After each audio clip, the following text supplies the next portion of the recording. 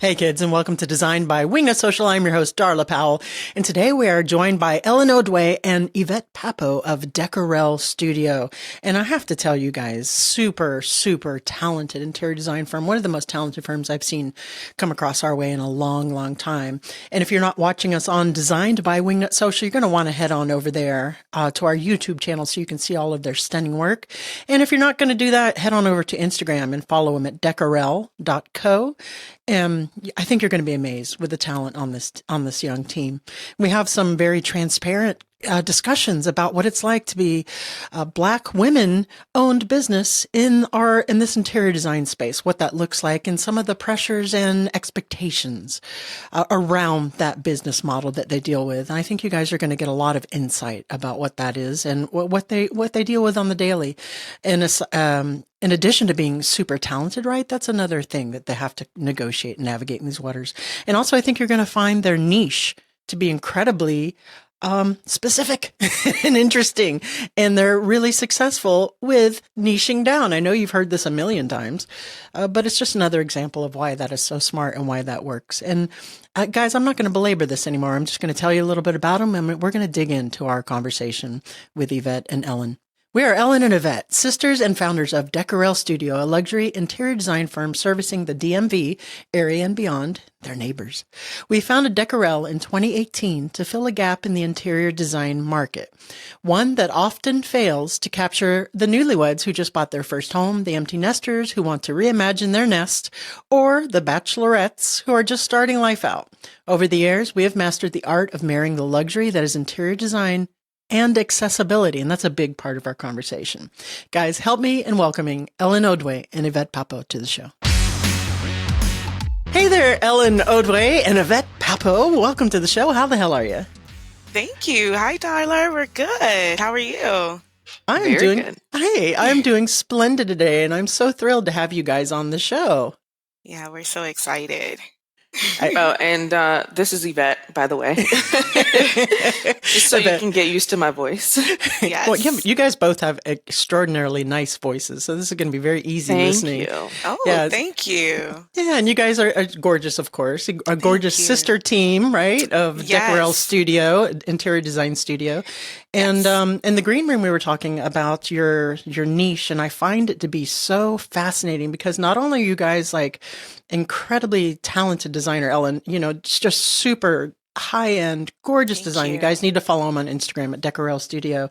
But your niche is like a slice of that. So your high-end is a narrow slice, right, for interior design. And then your niche is to newlyweds, bachelorettes, and what's the third one? Empty nesters. Empty nesters, yeah. Yeah, so I saw that on your intake, and I was like, oh my gosh, we need to talk about that because that is so very specific. It is. And as you're saying it out loud, I'm like, really?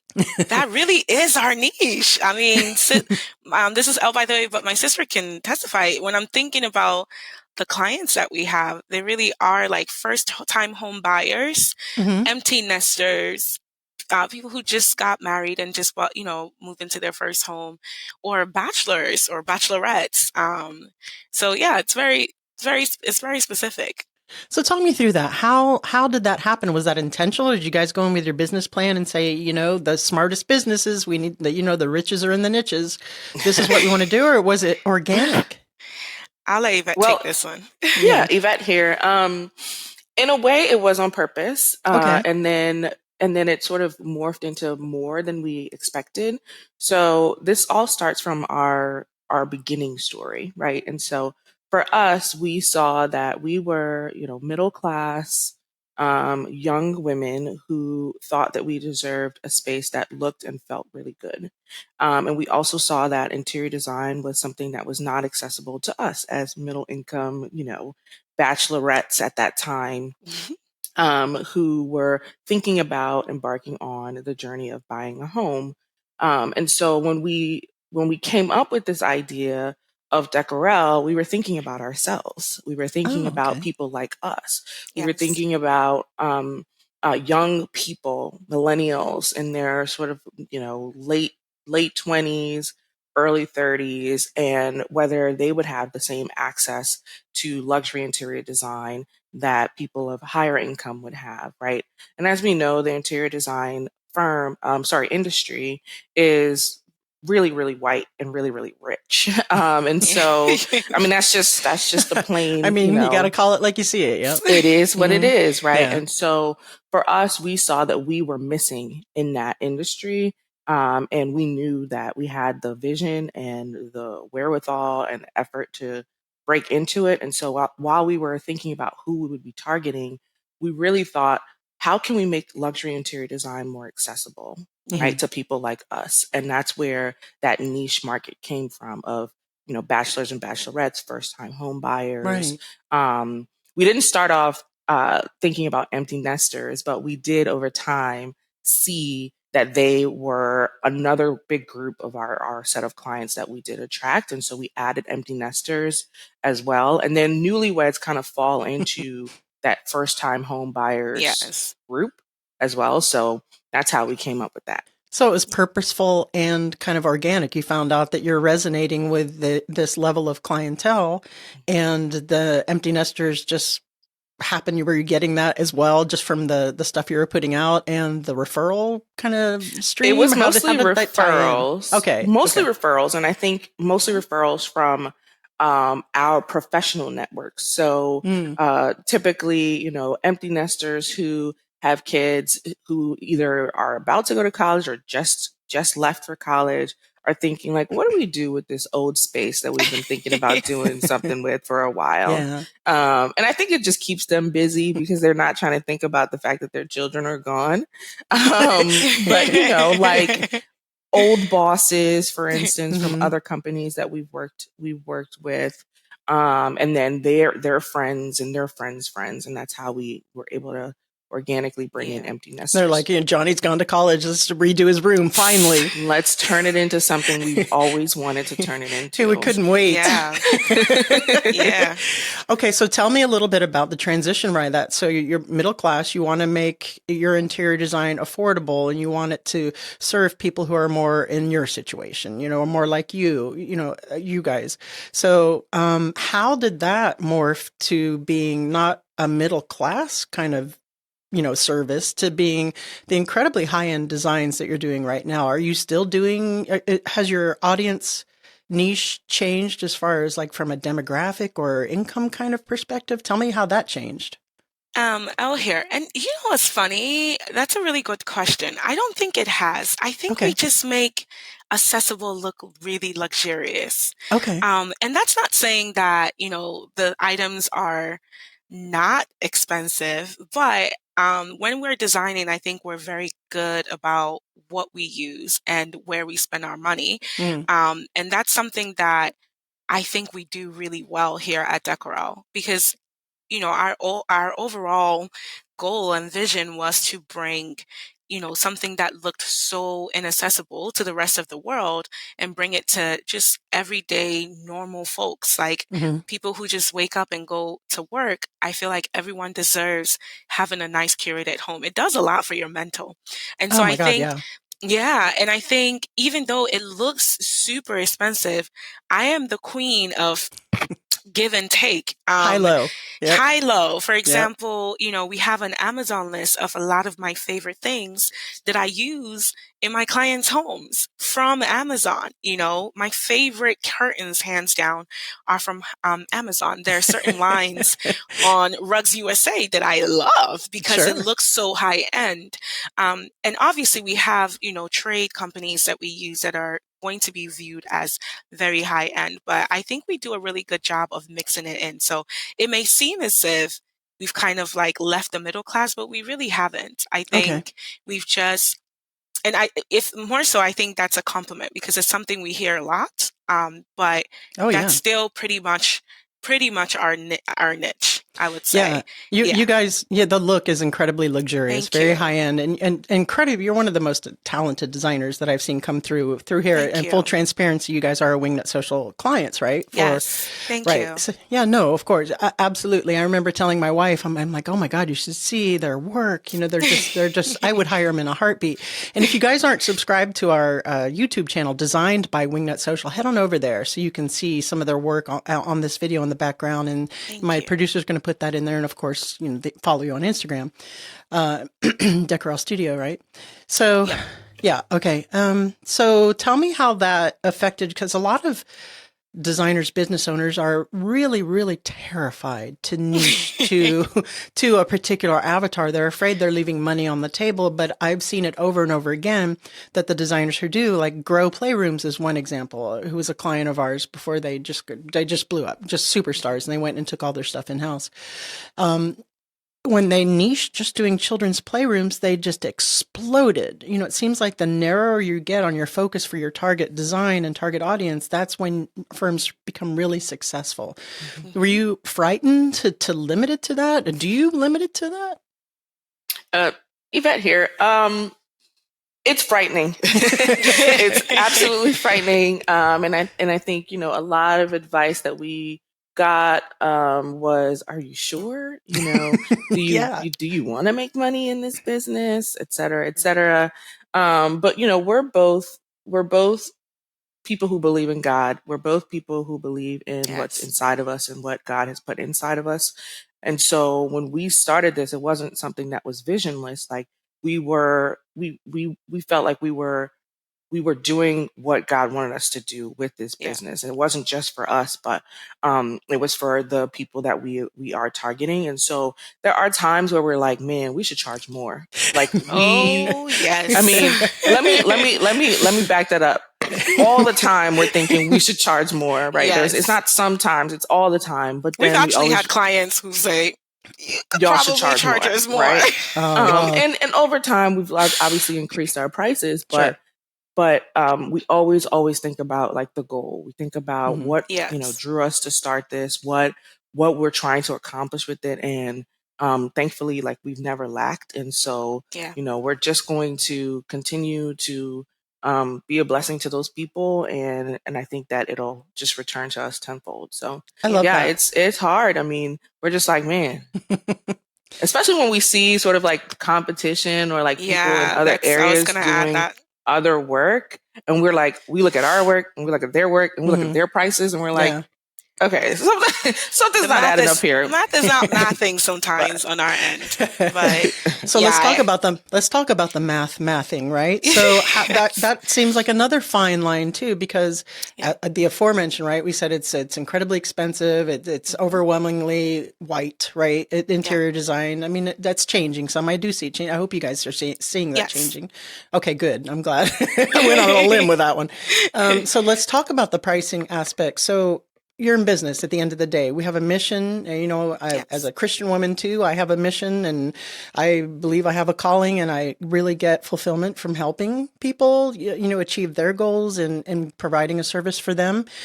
But at the end of the day, you're running a business. So what does that sweet spot look like for profitability? Is that something that you could see, okay, now we're upper middle class, or maybe there's a separate package we're offering that maybe it's some of the stuff, there's nothing from Amazon. It's all from, right? Do you see, or we're locked into this niche? Yvette here.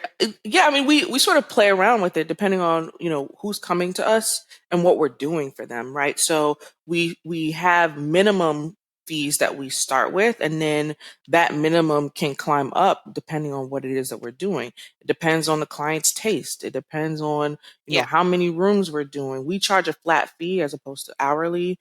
Most designers charge hourly, and the reason we charge a flat fee, again, is part of the mission, right? We don't want to put a cap on our creativity where we're, because of the budget, we're sort of like, okay, well, you only pay for 20 hours. We're only going to put in 20 hours. And that's just not how we roll. Like, we really want to put our whole selves into the design, which is why the designs come out the way that they do.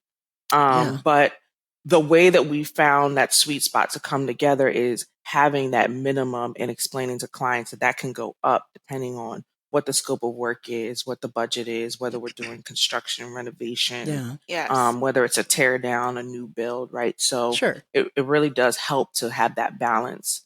We have to be realistic. Yeah. And we want to clarify, Elle, here, that it's not inexpensive, right? I don't want people to think, because they'll go to our website and say, what? But I think compared to what you get from Décorelle, the level of design that you get from Décorelle, I think it's pretty affordable, because I've seen a lot of designers use, what you see on Pinterest and things like Mm-hmm. that can cost 10 times more than what you think. And we've been very transparent with our followers. We play a game called What's It Cost? And it's something that I don't really think anyone does, where they actually put their designs on display and tell Mm-hmm. people this is Yeah. actually how much it costs to achieve a space like this. But it's also to educate, right? I Yeah. don't want people to think you have $5,000 and you can have marble countertops, right? Yeah. Because it's not realistic. But you can have $5,000 and do part of those countertops as porcelain and use Mm-hmm. the other as, granite or whatever. Like, I think Don't I give do. away all the secrets. I mean, well, I think I do a really good job of trying to let Yeah. people know that beauty isn't just in the price tag. There's a way to, yes, quality items do cost, but there's a way to kind of balance it out, and get exactly the look that you're looking for without really going all out. And we Yeah. spend quite a bit of time. I mean, my sister really gets on me about recording behind the scenes, but when I get in my zone, I'm in my zone. But it Yeah. takes hundreds of hours of work when we're renovating a space, and I'm not overshooting that. It takes Yeah. that much time I'm to get certain spaces completely designed. I'm sure your social media manager is writing you to do that video too. Yes. I know. But I mean, to Elle's point, that's why you hire us, right? Mm. Is you can, and this is something that I think is really important to emphasize: the difference between decorating and design. Mhm. Okay, this drives me up a wall all the time. It's like, well, I could just go to Pinterest or I can go on TikTok and yes, you can, but no one is going to walk into your space and say, wow. Yeah. Because they're going to be like, I saw the same reel, and actually I ordered the same thing from the same influencer on Amazon, right? And so there is no uniqueness to it. There is no sort of strategy to it. There is Yeah. no cohesiveness to it. And that's what you're paying for when you hire a designer. And the talent and the eye, Mm-hmm. and the ability to do high-low in a way that doesn't stand out. Like, Yeah. you wouldn't know that the curtains that we buy are from Amazon Yeah. because of No, the you way would that we never know. style the space. Yeah. Yeah.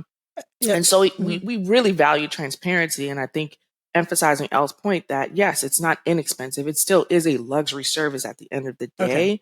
But compared to what the industry standard is, it is something that, if you value what we do and if you value the feeling that you're going to get afterwards of having a home that looks and feels good, Yeah. then you'll understand that amount of money that you're going to pay or invest is an investment as Yeah. opposed to just some, So there's a few things to unpack here for me. And when you guys are doing the high-low design, I used to do the same, right? Focal points and things were more of the investment pieces, right? And Yeah. some of the more basic stuff, if you could get away with, like even in my own kitchen here, I did quartz countertops. That was the high, and maybe the cabinetry wasn't like fully like the most expensive cabinets, or you know what I'm saying, but you wouldn't know it to look at it, right? Or I've done Amazon curtains, I've done half price drapes, and because the room looks a certain way. And it just, if you wouldn't know, right? I love that. I love the high-low thing. Yeah. And I had a follow-up question there. What was, here it is, my menopause brain. And what I love about the strategy of you putting here's what it costs, here's what it expects is, yes, from an educational standpoint, but you're also kind of vetting those clients who are coming to you who maybe isn't aware that it even costs that much, right? So when they do come to you, you know that if they're following you, if they're digesting your content, and that they have some idea of what it's going to be to work with you, right? Yes. So I love that. It's really, and there's another thing we're afraid of doing in general, interior designers, is putting any kind of pricing out there. Do you guys put your minimum on your website? Yes, we do. Okay. Yes, we do. So that's put it helpful as well. everywhere. Yeah. And I think we want to eliminate not eliminate per se, but there are still people who, may not really go to the website. They might find us on Google and they'll just call us immediately and say, hey, I was thinking about this and that. And I'll say, well, what's your budget? And they'll say, oh, I want about 5,000, or they'll say something that's just like, kind of ridiculous, but in their mind and in their defense, they just don't know what it takes to accomplish those kind of level of looks. But we're very, very transparent on our website. We send what is it called? There's a packet, full service investment guide. Oh, okay, nice. Yes, we send an investment guide that lets people know not where we shop from, but what certain things cost. Right. So we say, if you want this kind of look, this is what it's going to cost you, estimate. If you have a house and you have dogs and children and a husband, okay, they're messy. They're messy, and you want a white couch still. Well, that means you're going to have to get Krypton, right? And this is what it costs, so it's just a little bit more. We're very detailed because I don't want to waste either one of our times having conversations about $2,000 budget bedrooms when that's just not realistic for and we call that the Wayfair effect. Yes, we actually have where I mean it's just or the home goods effect, which no, we're not knocking it, right? We're not knocking it at all. But again, this is a luxury service that you're paying for, meaning that if we were to just sort of source from the same places that everybody is sourcing for, you're not going to get that bespoke design that you're looking for. You're not going to get that wow that you're looking for. And it's not of high quality. Let's be real. Like it really isn't. If you are going to buy 3 bar stools for the price of $300. Think about it. How many times are you going to sit on that bar stool before it starts doing all kinds of making all noises, and you know what I mean? You got to buy them again. Yeah, exactly. So eventually you'll end up spending the same amount of money that you would spend to buy high quality furniture.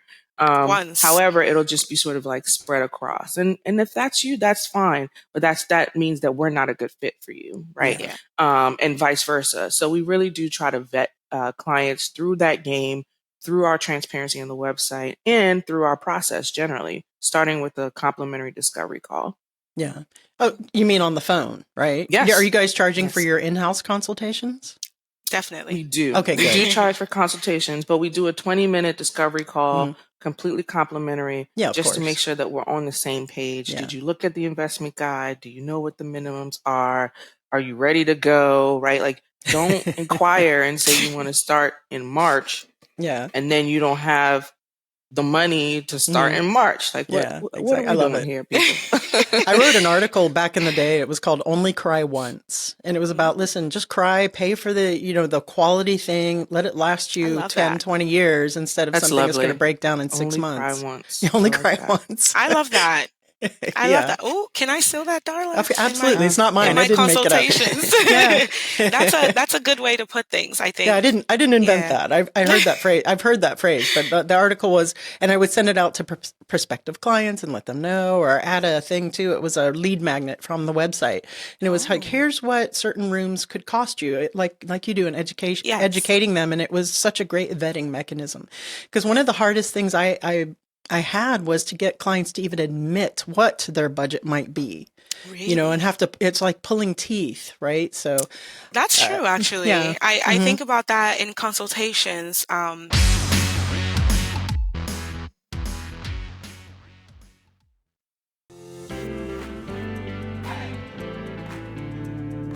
You just launched your business on September the 1st. Yes. So tell me how the Instagram for Designers course has helped you with that, and what kind of ROI you've received from that already, because I think it's pretty big, right? It is, yep. And I've had really great engagement since launching my page, and I've had a ton of leads come in, and I've landed some pretty big projects for spring of 2024. And I really don't think I would be here today if I didn't take this course. Wow. Yeah. That's insane. 100%. That is incredible. How many leads are you getting from Instagram? How is, what does that look like for you on a weekly or monthly basis? 1 to 2 per week. Every single one of my leads have come from Instagram. There's so many things that I wouldn't have known to, improve my search engine optimization on Instagram.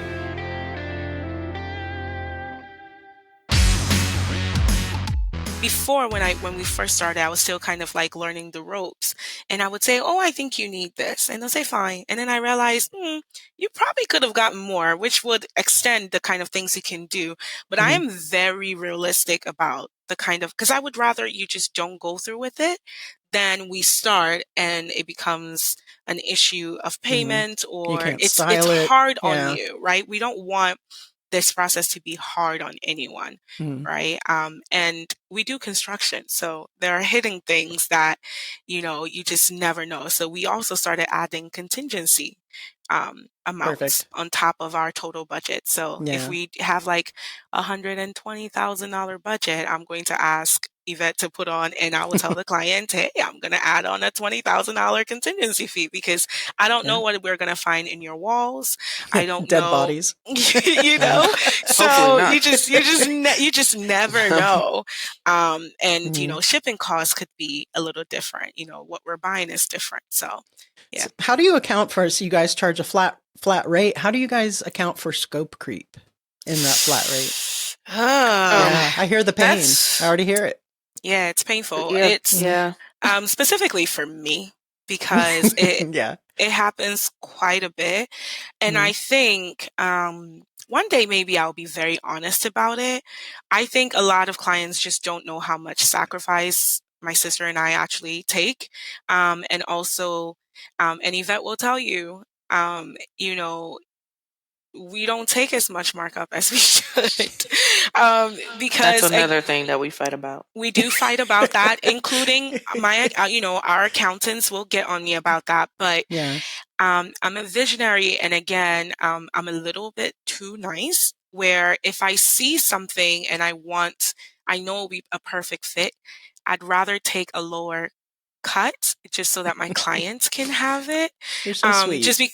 Because it fits the space better. It's not a great business move, as my sister will say, but I also feel like there's blessing in it almost, and I know she'll agree with that. Like, there's certain times where I just want to give them the house that I actually envision giving them, but it does get tough when maybe certain clients are not understanding. They don't really understand the behind the scenes, and I'm having to pull all-nighters, or, my sister's having to pull all-nighters, or, and this week is a great example of that, of having to, but you can't say that to clients, but it's a lot, and they don't understand just how much, but the design and the value you're providing for clients, though, even if you do get to the point to where you want to make a little bit more profit on that, it's okay.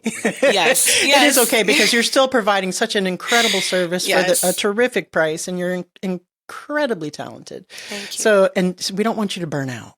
I get that sometimes, but it's still worth it so far. Yeah, it definitely can be quite a burnout. And I will say, and I don't know if I'm going to get in trouble for saying this, but I just feel like I have to be in trouble honest. With whom? I'm afraid. It's a little it's a little controversial, and I don't know if I should say it, but we can always edit it if you change your mind.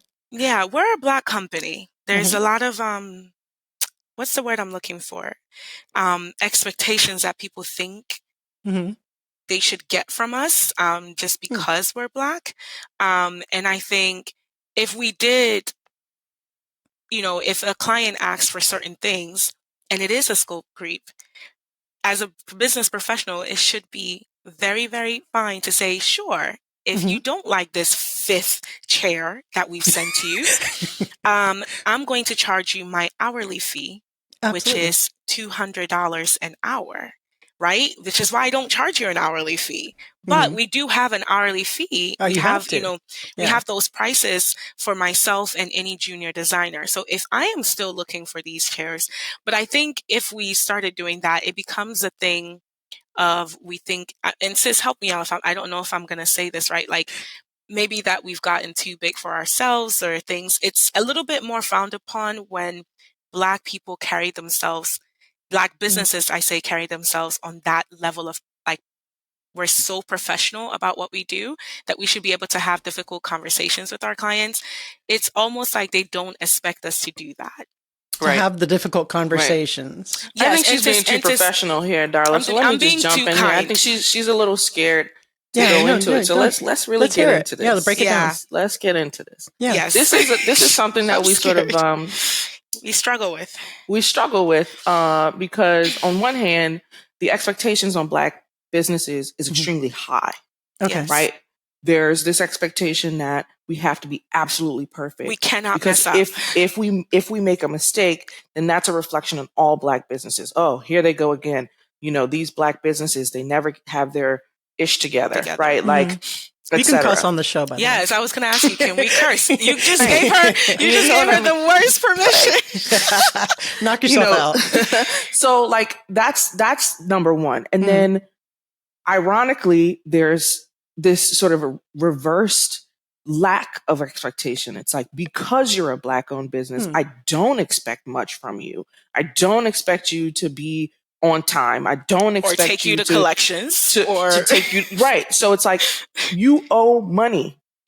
The invoice is past due. Right. You signed a contract. It's been 30 days. I'm now going to assess a fee. Oh, okay. You don't respond to that. I will sue you, because that's what the contract says. Right. But then it's like, oh my God, what are you people doing?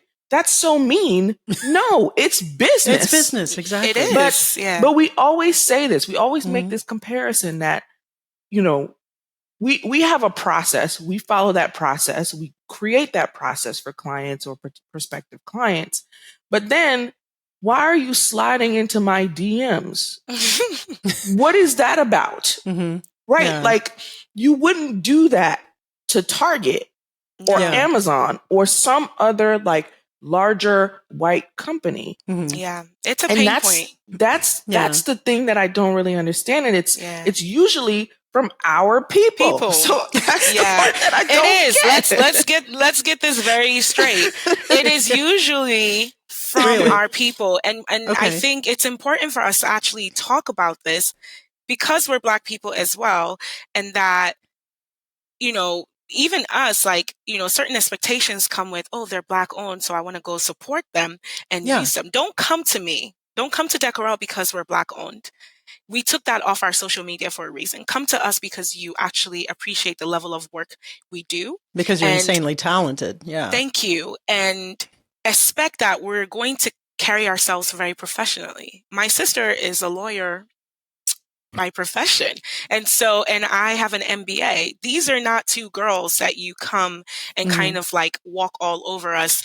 And, you know, the thing with me and Yvette is we're yin and yang. I'm way too nice and she's very strict. So it actually works out in a lot of areas where we can like balance each other. My Good sister cop, and bad I, cop. yes, we're actually really great business partners. And people ask about that all the time, but we make a really great business team. And I think it's something really that like honestly gets to my core. So I'm happy I kind of brought it up because I would like that to really stop, where we can also kind of hold clients accountable for certain things without it being used against us or make it feel like we think because we've gotten to this level, oh, Décorelle is well known in the DMV that now, you know, no, we've always been professional. We've always stuck to a process. We're not perfect. You know, we will make mistakes as a business, but I can promise you, I think the level that we bring and the amount that we sacrifice and how above and beyond we actually go for our clients, I don't actually think some of them understand the level. And that's why, and I'm sure Darla, you'll like this comment, that's why we need to be recording more behind the scenes content so that the clients and prospective clients can see the value that we bring. Because they're so used to HGTV, right? It's done in 30 minutes. And I want to say to your point about having those expectations or people sliding to your DM. So I've never heard your perspective, right, from a Black-owned business about those expectations.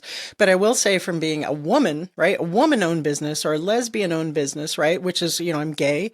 And I'm seeing a lot in the Facebook groups. How much of that, like sliding the DMs and taking advantage of certain things or thinking you're not going to follow through, is also just because you're a woman-owned business, right? That adds another layer as well. Absolutely. I mean, being Black women, I mean, we're sort of in life generally, we're sort of at the bottom, and then being Black female business owners, it's like two things: Black, so much. female, right? And so much to prove. Yes, I think, and I want to preface all of this by saying that we are open to communicating. Like, we are very open. We want to communicate with you all. We want to be able to relate to you all and all of that. I guess what I'm really talking about is sort of the business process here, right? Sure. Like the idea that you don't pay an invoice that's due, and then don't say anything until we come to you. And then it's like this. I'll give you an example. I'm not going to mention any names. Yeah, don't do that. I'm not going to be too specific. But globally, we've had some run-ins with some clients who will come out and tell us, "Oh, yes, I saw the invoice and I know it's due, but we have another event. We have a wedding to pay for. We're planning. How's that your problem? And so we have to shift around some priorities. Can we pay you next later month?" And this is very common for us. Wow. Very, very common for I us. have an event too. It's called the mortgage. It's different, Darla. If an emergency comes up, that's different. Like, we're compassionate people. We're sympathetic. We're understanding. But to come out and tell us plainly, like, you wouldn't say that to Chase Bank, right? They don't care. You wouldn't. They would take you to collections, right? So that's the part where I feel like the Black female, those aspects come in, where people are just like, it's just a bunch of and we can't react the way we would. It would be because okay then, to react, because then they we're would say, angry Black women. So we're just kind of stuck in this like whirlwind where it's like, okay, we are drawing a line as professionals. Yes. Yet you see us as two sisters who are just having fun with this hobby. Yes. Like, this is our bread and butter. Yeah, this is business. Full time. Roof over my head. Yep.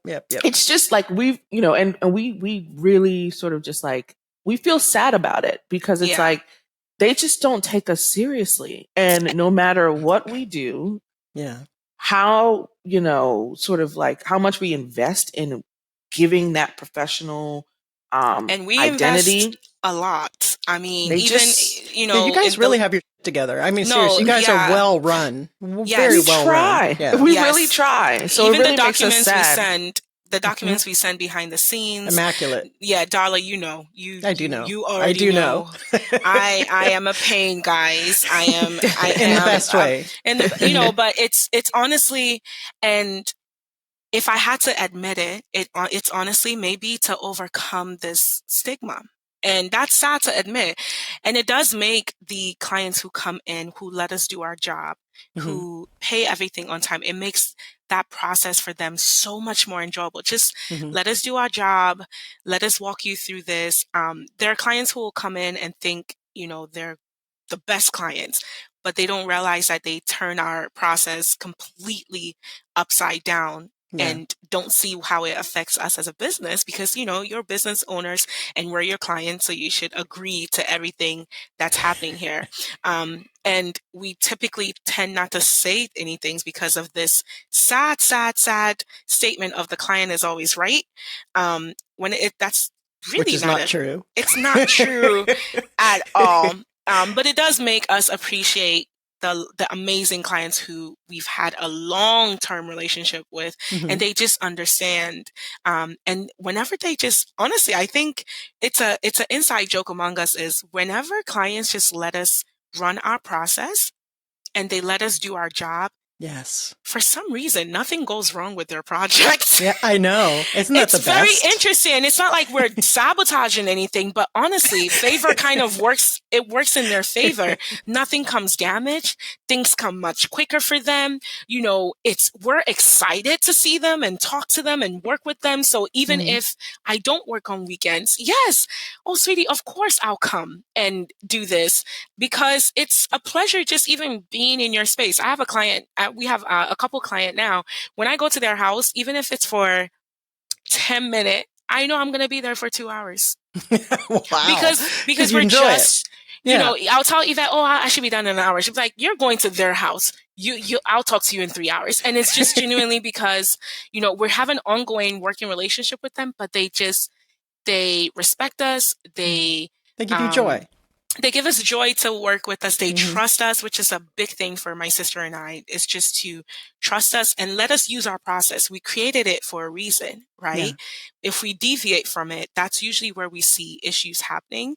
So any future clients, please trust us and let us do what we do best, right? You wouldn't go into surgery and tell a surgeon, cut me this way because I think the scars will heal better. No, you'll just let them do. Yeah. We do the same at Wingnut. And sometimes the educational process, it's, you know, because you don't see behind the scenes, right? What we're doing and everything. So I do get that. So let me ask you guys, before we get into the What Up Wingnut round, this has been an amazing conversation. I really appreciate your honesty and transparency. Where do you guys see Décorelle in 5 years? Oh, man. You want to make me cry here. Yes. I don't want to make you cry, but we have some amazing things lined up. Of course, the first and sort of foremost thing is our furniture line and our retail store that we're opening this summer in Baltimore. And if you're not following, follow our page, follow our shop page as well. And we'll remind the audience details. What those are, those pages. Okay, so our interior design page is decorelle.co on Instagram. Elle? Yes. She's like, make sure that's right. That's correct. Just in case. And then our retail shop is thedede.shop. Okay, so that's Dede, D-E-D-E. D-E-D-E. Yes, exactly how it sounds. D-E-D-E.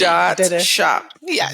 The and that's opening soon, right? You know, I'm in Maryland. I'm going to have to come. Soon. Are you having a grand opening? We're definitely There's no question. Yes, you're already on our invite list, actually. Oh, amazing. Okay, great. Oh, we would love for you to come and see. It's more accessory based. We will have a full furniture line, but we don't want it to feel like a furniture store. It's a smaller space.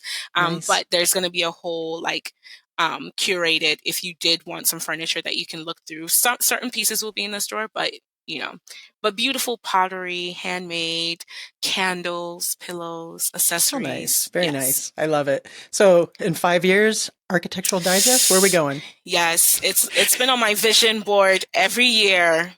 HGTV? I mean, we would love that. We would love media, print. We would love digital. We would love, TV. I remember sitting with you guys and doing our sales call for Wingnut, and I remember just being so these guys are going to be huge, right? I can totally see them on TV. I can see them in print. Incredibly talented, very, very smart. Again, thank you for enduring this podcast. And now I have to ask you, are you ready for the What Up Wingnut round? Yes. All right, so we'll just take turns. I guess Elle, you go first, and then Yvette, and then we'll go from there. So, what would the hashtag on your tombstone be? Hashtag you only live once. I thought about everything. That's it. Mine would be life of the party. Is that so? Life of the party. All right. You're stuck on a deserted island, but you can have your one favorite food forever. What is it? I already know what my sister's is, but mine is going to be probably banku and okra soup. It's a West African dish. Nice. Yeah, it's delicious. I love okra. So this is a very practical answer. Like I want to put my favorite food or favorite meal, but I chose eggs. And here's my explanation. Yeah, I love it. I'm all for it. Let's go. They're the most versatile food on the planet. You get your protein, you're going to be full. You can fry it, you can boil it.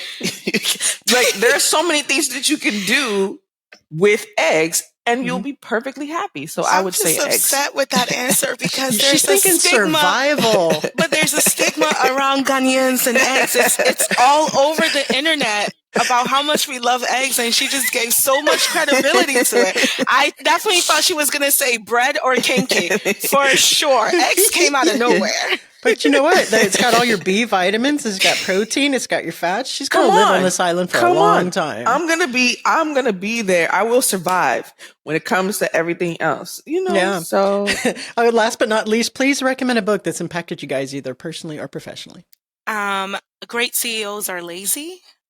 It's something that I've started reading because I need to let go and delegate. It's how to have more time as a CEO to do other things and to build your business while other people run your business for you.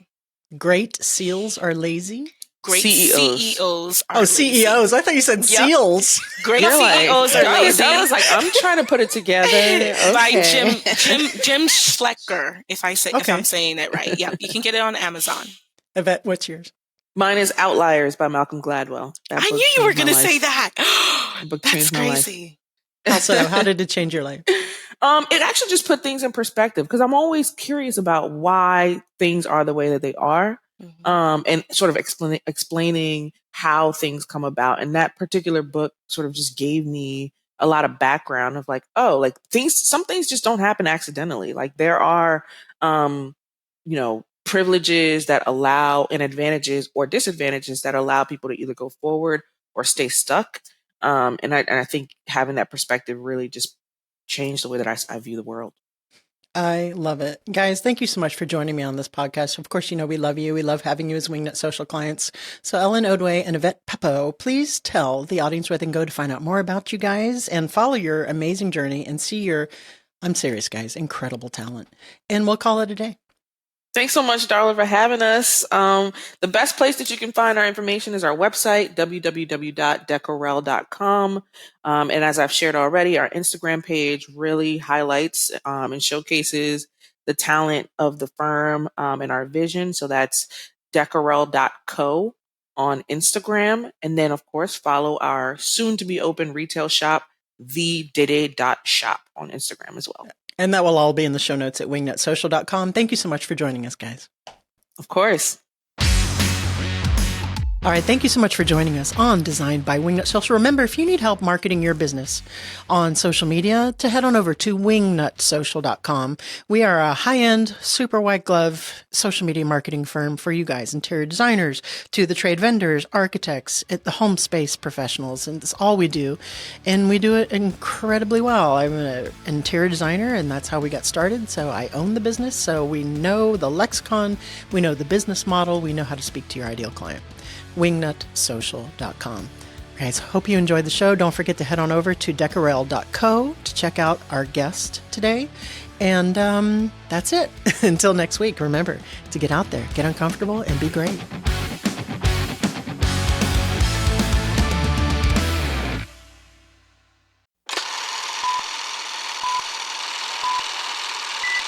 Hey kids, and welcome to Designed by... Guys, help me and welcome me. Help me and welcome me. All right, guys, thank you so much for joining us.